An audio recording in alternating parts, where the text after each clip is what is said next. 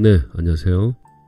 2020년 11월 22일 일요일, 별이 빛나는 밤에 책 읽어주는 남자 별밤 책남입니다. 오늘은 가볍고 편하게 시작하는 유쾌한 교양미술, 조은재 지음 방구석 미술관입니다. 시작하기 전 구독과 좋아요 그리고 댓글은 저 별밤 책남이 영상을 제작하는데 아주 큰 힘이 됩니다. 들어가며 머리가 아닌 가슴으로 미술 만나기, 이 책이 그 시작을 도울게요. 미술이라는 친구 어떻게 만나야 친해질 수 있을까요? 우리는 처음 미술을 접할 때 보통 공부를 하기 십상입니다. 서양 미술사라는 역사로 접근하거나 미학이라는 학문으로 접근하는 경우가 많죠. 그런데 말입니다. 정말 학자들이 정리한 여러 양식과 사조, 철학적 어휘와 같은 지식을 쌓다 보면 미술과 친해질까요? 물론 그럴 수도 있습니다. 하지만 보통 몇 페이지 읽다 미술은 공부라는 오해만 품고 영영 멀어지는 경우를 많이 보았습니다. 혹은 작품 앞에서 암기한 지식을 되새기며 시험 정답 맞추기식 감상을 하는 경우 역시 많이 보았습니다. 왜 그런 걸까요? 미술을 머리로는 이해한 것 같지만 정작 가슴으로 공감하는 체험이 없었기 때문 아닐까요? 우리가 소개팅에서 만난 상대의 프로필을 안다고 친해지는 것이 아니듯 미술 역시 지식적으로 안다고 해서 친해질 수 있다는 건 어불성설입니다. 사실 생각해보면 미술 관련 지식은 방고흐 같은 화가가 만든 것도 아닙니다. 추학자들이 만든 것이죠. 미술 공부 이전에 먼저 해야 할 일을 우리는 깜빡 잊고 있었던 겁니다. 먼저 방고흐의 숨소리를 들어본다면 어떨까요? 즉, 우리와 작품으로 소통하길 간절히 원했던 예술가의 숨소리를 먼저 들어보는 거예요. 마치 카페에 방고흐와 마주 앉아 수다 떠는 것처럼 재밌고 편하게 말이죠. 미술작품을 만드는 예술가와 소통하고 작품과 대화하며 공감해 나가는 경험이 하나둘 쌓이다 보면 어느새 미술은 소울메이트가 되어 당신 곁에 머물고 있을 것입니다. 한 사람의 삶이 낳은 미술, 미술계의 거장들이 방구석에 찾아와 수다 떠는 날. 지금까지 우리는 방고흐, 고갱 등 화가를 미술사 관점에서 주로 봐왔습니다. 그 외에 다른 부분은 편집된 채 말이죠. 그래서 미술하면 고상하고 딱딱하고 어렵게 느껴지는 게 아닐까요? 사실 알고 보면 우리가 생각하는 것처럼 미술이 고상하고 우아하기만 한 것은 아닙니다. 역사에 남은 거장들은 우리와 다를까요? 그들도 우리처럼 울고 웃고 두려움을 느끼고 불안해하는 인간 아닌가요? 이 책은 우리와 별반 다를 바 없는 한 인간으로서의 예술가를 생생한 시각으로 만날 수 있도록 도와줄 것입니다. 이 책을 펼친 당신은 예술가의 작품 탄생 뒤에 숨겨진 이야기를 방구석에서 낄낄대며 만나게 될 것입니다. 그 과정에서 미술사적 의의가 아닌 예술가의 삶에서 왜 그런 작품이 나올 수밖에 없었는지 가슴으로 공감하는 경험을 선물해드리고 싶습니다. 방구석 미술관과 함께하는 시간 속에서 예술가의 숨소리를 듣기를, 자유와 상상의 날개를 펴고 미술과 소통하기를 소망합니다. 미술을 함께 보고 느끼고 가지고 놀며 공감하는 책으로 만들고 싶었습니다. 책을 사이에 두고 당신과 제가 소통하는 과정에서 다른 누구의 미술이 아닌 지금 이 책을 읽고 있는 당신을 위한, 당신에 의한 당신의 미술이 되었으면 하는 바람으로 밤을 지새우며 그를 채웠습니다. 차갑게 머리로 하는 미술을 넘어 뜨겁게 가슴으로 공감하는 미술이 되기를 진심으로 바랍니다. 죽음 앞에 절규한 에드바르트 뭉크, 사실은 평균 수명을 높인 장수의 아이콘. 절규의 화가 뭉크, 단명하거나 요절한 줄 알았는데 착각이었네요. 그는 평생을 관절염과 열병에 시달리면서도 당시 평균 수명의 30년을 더 살았다고 합니다. 과연 장수의 아이콘이라고 할 만하네요. 혹시 그만의 장수 비결이 따로 있기라도 했던 걸까요? 혹시 오늘 죽음에 대해 생각해 봤나요? 아니, 지난 일주일간 죽음이 무엇인지 느껴본 적 있나요? 보통 사람들은 일상에서 죽음을 잘 의식하지 않죠. 그런데 뭉크는 평생 죽음을 의식하며 살았습니다. 그것도 매일매일 그 슬프고 절망적인 것을 매일 생각하며 살았다니 솔직히 안타깝기도 합니다. 평생 죽음을 의식했던 뭉크는 예술에 대해 이렇게 말합니다. 나는 자신의 심장을 열고자 하는 열망에서 태어나지 않은 예술은 믿지 않는다. 모든 미술과 문학, 음악은 심장의 피로 만들어져야 한다. 예술은 한 인간의 심혈이다. 일명 뭉크의 예술 심장론입니다. 심장을 열다니 으스스하군요. 항상 죽음을 먹으며 죽음을 휴대하듯 했던 뭉크. 예술에 대한 생각마저 음산하고 괴기스럽습니다. 뭉크는 절규고 절규는 뭉크다. 말 그대로 뭉크는 절규로 우리에게 기억되고 있습니다. 실제로 절규는 뭉크의 전성기 초입에 제작된 기념비적 작품이기도 합니다. 정말 심장의 피로 만들어서 그런 걸까요? 이 작품은 보는 이가 죽음과 관련된 다양한 감정을 느끼게 합니다. 도대체 어떤 혈액들이 그의 심장으로 흘러 들어갔기에 이런 공포스러운 절규를 상상할 수 있었는지 이제 장갑을 끼고 뭉크의 삶을 함께 해부해 보겠습니다. 메스, 석션. 메멘토 모리. 뭉크는 태어나면서부터 죽음을 머금게 됩니다. 1863년 추운 겨울 그는 노르웨이 어느 농장에서 5 남매의 장남으로 태어났는데요. 허약했던 어머니 때문인지 태어날 때부터 병약했습니다. 선천적으로 류머티즘을 앓아 평생 관절염과 열병에 시달렸죠. 이런 그에게 영원히 각인될 고통이 일찍이 찾아옵니다.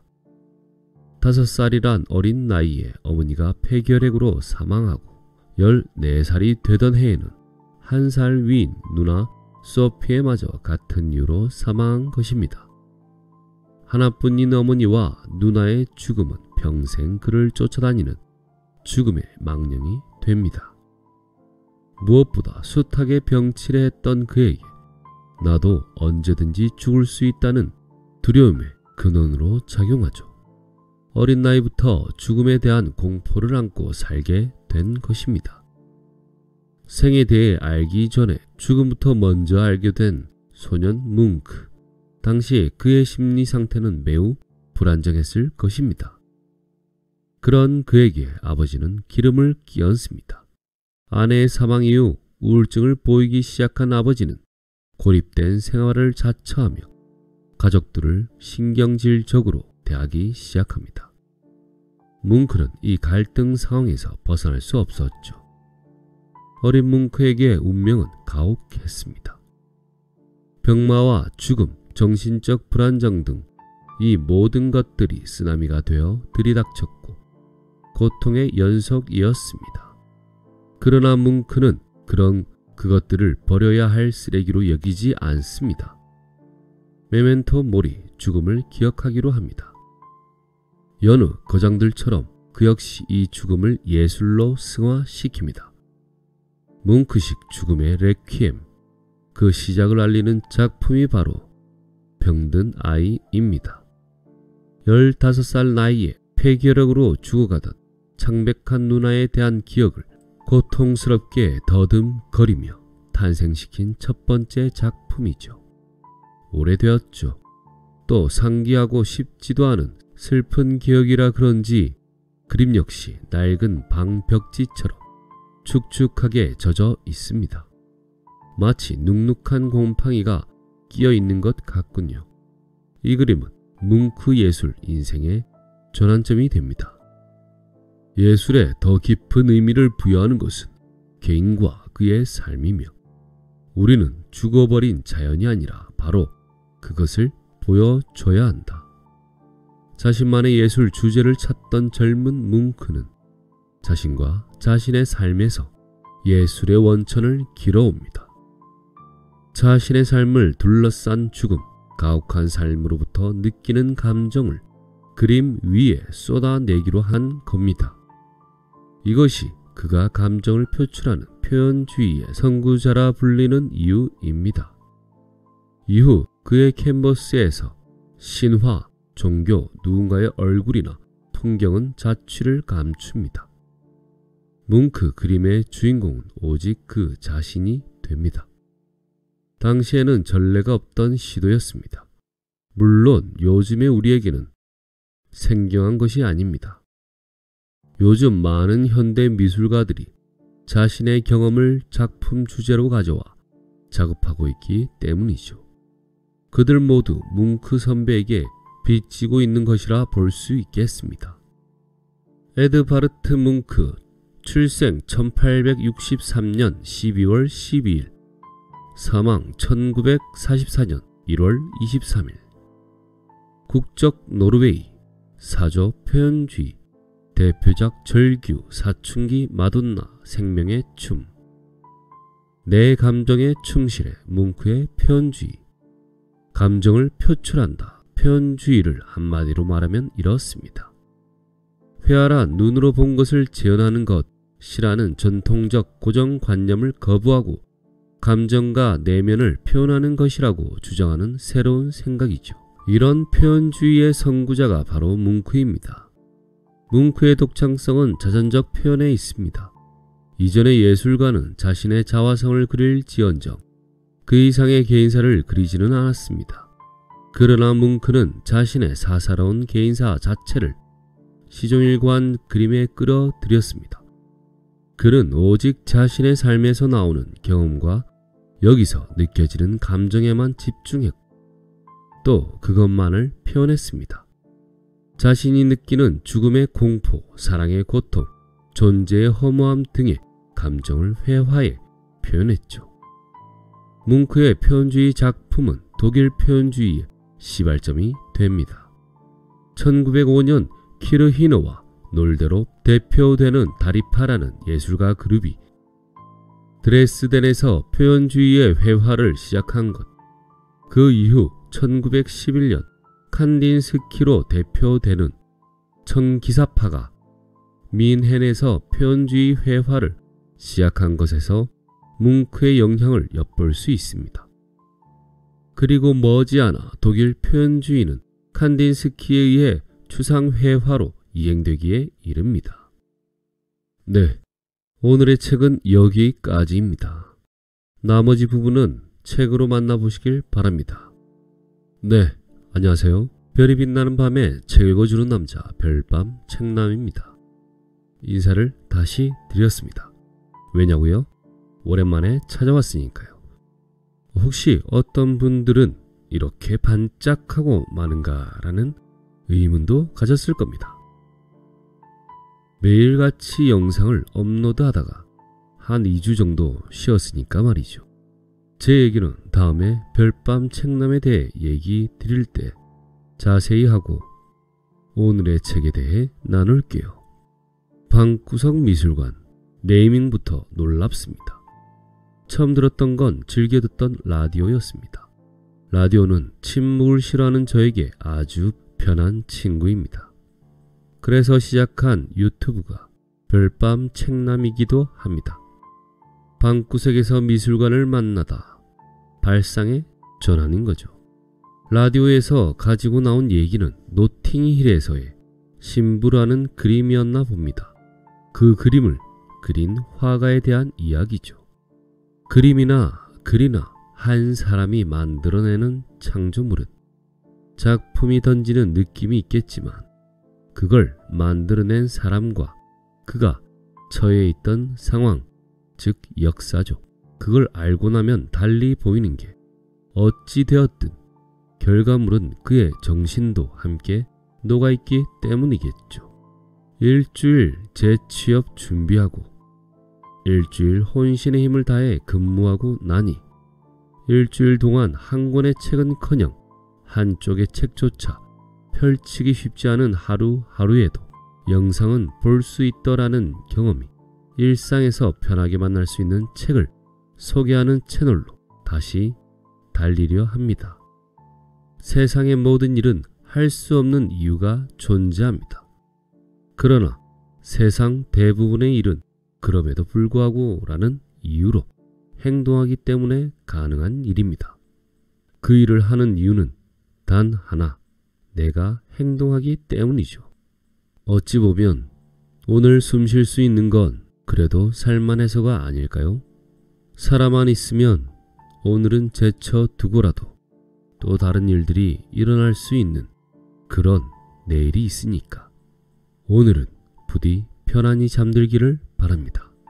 함께 해주셔서 고맙습니다. 영상이 도움이 되셨다면 구독과 좋아요 그리고 댓글은 제가 영상을 만드는데 아주 큰 힘이 되니까 꼭 부탁드릴게요. 지금까지 별이 빛나는 밤에 책 읽어주는 남자 별밤 책남이었습니다. 부디 편안한 밤 되시고 오늘도 사랑하세요.